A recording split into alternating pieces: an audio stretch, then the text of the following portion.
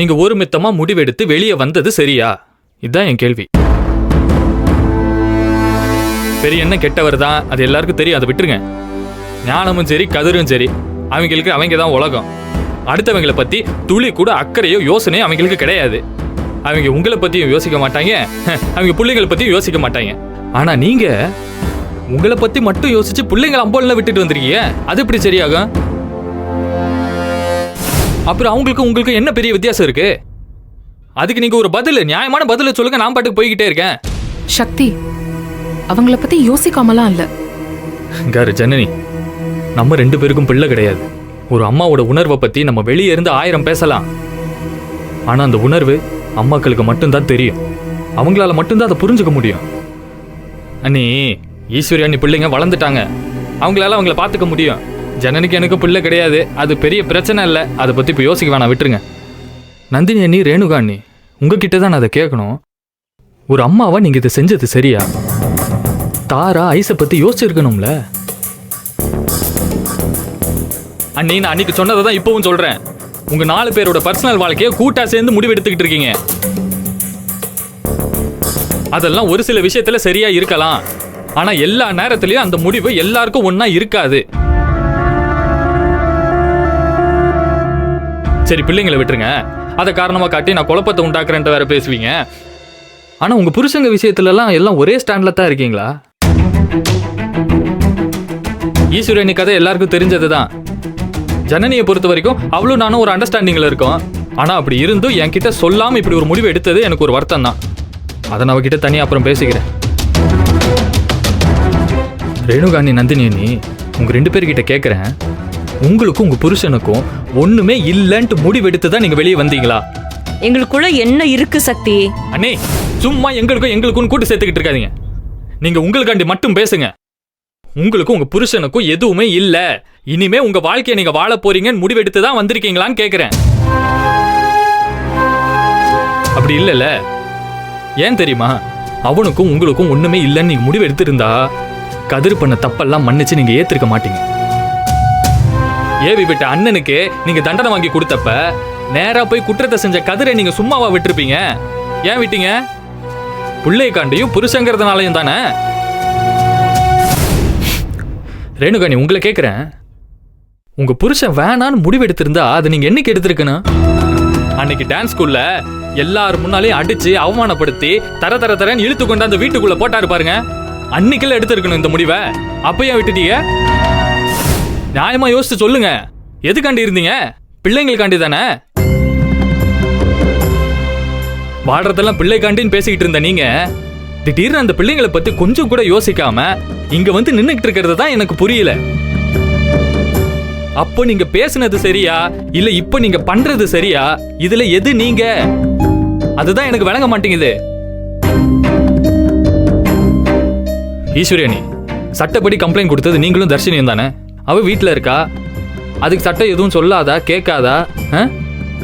இங்க பாருங்க, அவரால் உங்களுக்கு ஏதாவது சின்ன பிரச்சனைனாலும் சட்டம் உங்க பக்கம் தானே இருக்கு. உடனே ஆக்சிடென்ட் எடுத்து உள்ள போட்டு போறாங்க. அதை விட்டுட்டு இப்படி ஒரு வெளிநடப்பு, இப்படி ஒரு சவால், இதெல்லாம் தான் உங்க சுயம்னு நீங்க நினைச்சீங்கன்னா எனக்கு என்ன சொல்றதுன்னு தெரியல, சத்தியமா தெரியல.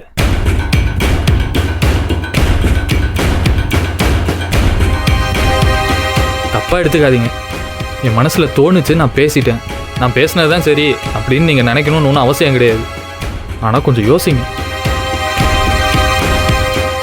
ஏன்னா உங்களுக்கெல்லாம் புத்தி சொல்ற அளவுக்கு எனக்கு பக்குவம் கிடையாது. சென்னை, நான் கிளம்புறேன். ஏதாவது தேவைன்னா சொல்லு, நான் வரேன். சொல்லுவியா?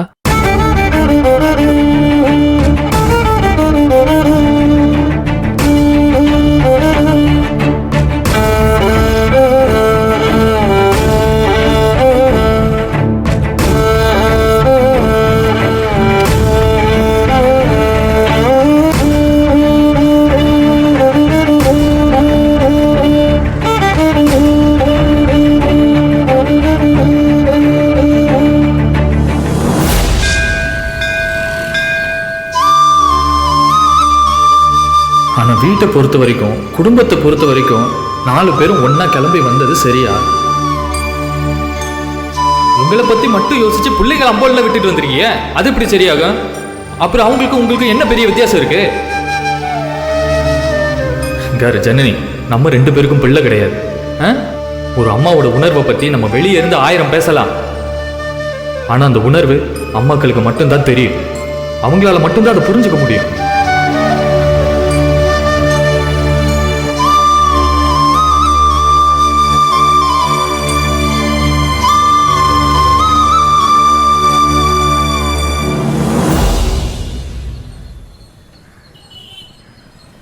ஜனனி, சக்திக்கும் உனக்கும் நடுவில் ஒரு அண்டர்ஸ்டாண்டிங் இருக்கும்னு சொல்லிட்டே இருப்பல்ல, அந்த அண்டர்ஸ்டாண்டிங் அப்படியே இருக்கணும்னா சக்தி சொல்கிற மாதிரி நீ எங்களுக்காண்டி நிற்கிறத தாண்டி உன் பர்சனல் லைஃப்பையும் கொஞ்சம் பார்க்கணும் ஜனனி.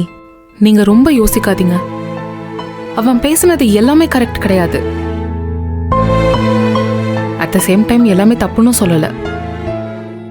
நான் அவன்கிட்ட ஒரு வார்த்தை சொல்லிட்டு வந்திருக்கலாம்னு அவன் நினைக்கிறான். என்ன ஜனனி, அவன்கிட்ட பேசலான்னு சொல்லி நீ போனியா இல்லையா? அவன் குழப்பத்துல இருக்கிறான்னு தானே திரும்ப வந்த. அதே மாதிரி அவன் அண்ணன் அவன்கிட்ட பேசினதுக்கு அப்புறம் நம்மளாலே அவன்கிட்ட பேச முடியல. அவனும் நம்மள்கிட்ட வந்து பேசல.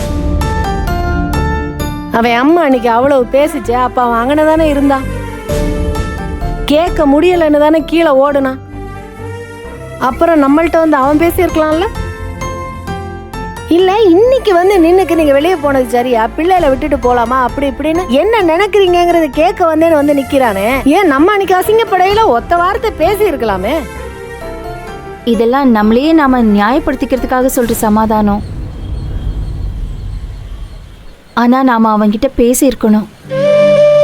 அவன் என்ன நினைக்கிறான்னு நம்ம கேட்டிருக்கணும். எல்லாத்துலயும் நம்ம கூட நின்ன சக்திய நம்ம விட்டு கொடுத்துருக்க கூடாது. நானும் தப்பு பண்ணிட்டேன். சக்தியை பத்தி துளி கூட யோசிக்காம விட்டுட்டேன். அதை தாண்டி ஜனனி, சக்தி உன்கிட்ட எதையோ மிஸ் பண்றான்.